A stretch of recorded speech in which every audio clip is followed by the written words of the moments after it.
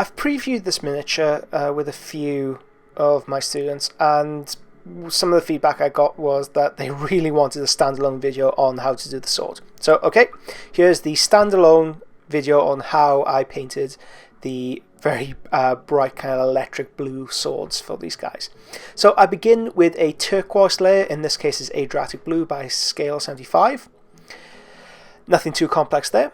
Next up, while the paint is still slightly wet, I'm using Blue-Green by Vallejo. So this is a really, really nice electric colour. And when we start highlighting outside of the original hue, outside of the original shade of colour, it creates, well, it can create oddly electrical looking colour combinations. Almost like a neon green light. If we incorporated more yellow into this, we push that effect even further, and some purple in the shade, in the shadow, it would go even further.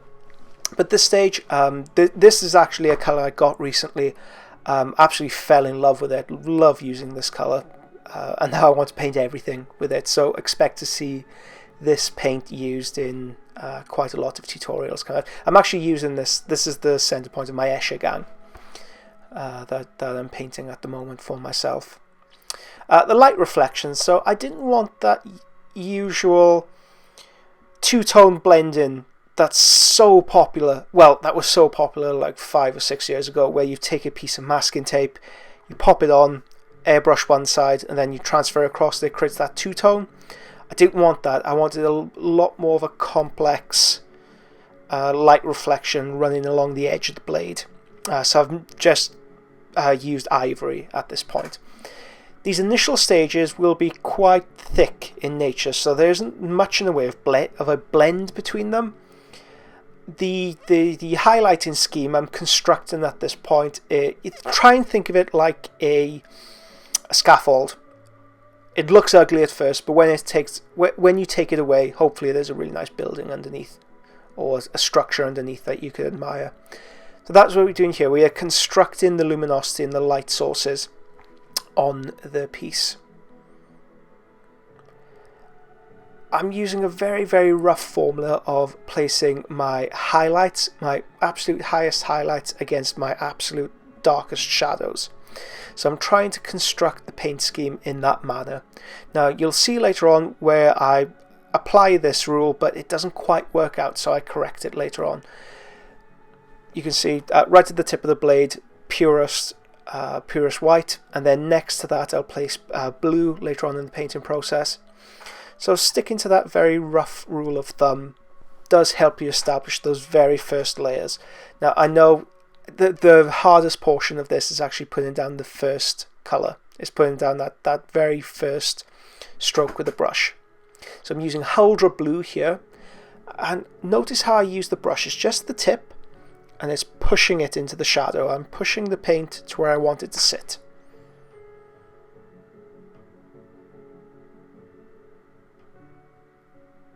I'm using that rule again, so the shadow goes right smack bang up against the highest highlight that I've established with the ivory.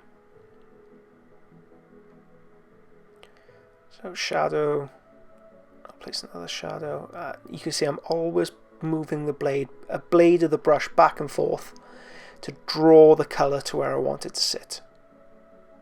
I'm using a Winsor Newton, I think it's a number 1 or 0 brush here. It's not bigger than that. So the Winsor Newton, the reason why you pay a premium for brushes like that is that the hair is of such fine quality, it's such good quality, it has very good moisture retention.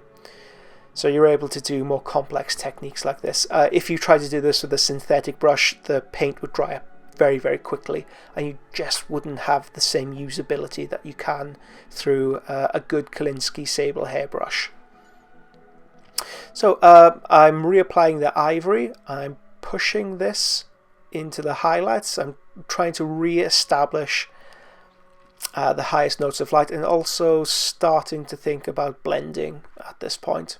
So this is the mistake I was referring to. I'm about to wipe out here. I've gone back to my original Vallejo,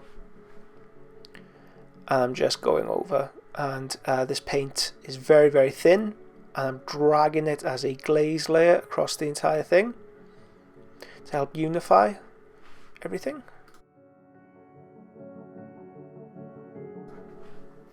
So from here you'll see me using a lot more glazes, where I thin the paint right the way down and I'll draw it across the entirety of the blade.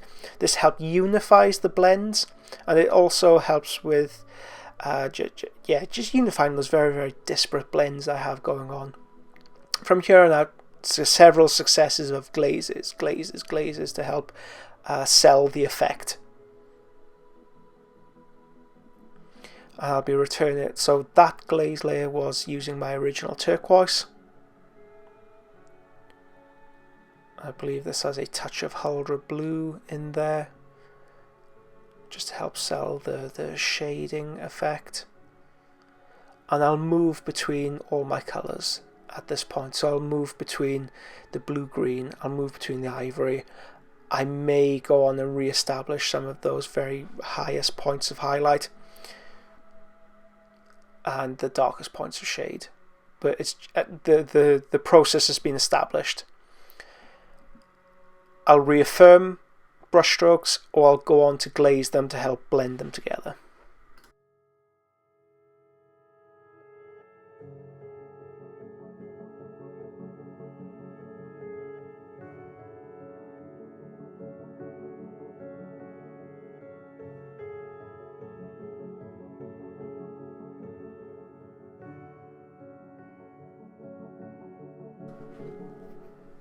Need to re-establish some of the brighter tones here, so I've just got ivory, a halfway glaze, and I'm drawing it to the top of the blade.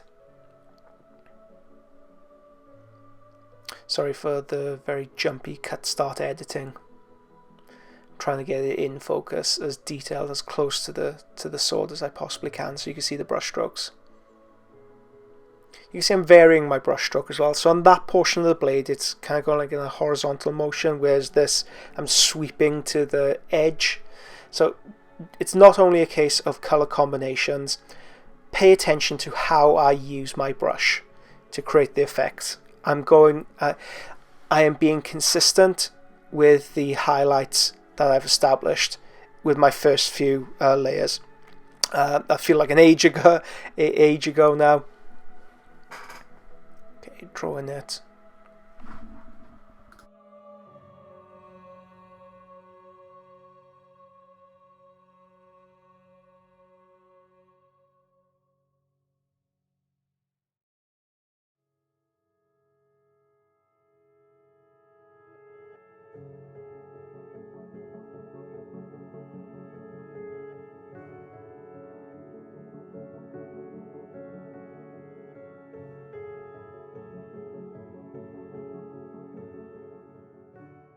I think the blade could do with a few more very, very hard, harsh highlights. So I'm applying ivory in a few places just to give it that ultra reflective quality. So I'm adding specular highlights at this stage along the edges of very hard edges of the blade. I should have used a much thinner brush for this. Ideally, you'd want to look at using maybe a 0 or 00 for this work. Yes, it's a 0 I'm using, Winsor & Newton. And that is it. That's the process you go through to create this kind of blade. Hope you've enjoyed that. Hope you've enjoyed this smaller, more focused, standalone video. If you do go on and create anything, please send me photographs. I'm dying to see what you guys create off the back of these. At the end of the video, I will leave you with a closer picture of the final product. Otherwise, I'll catch you next time. Thank you very much, guys. Bye-bye.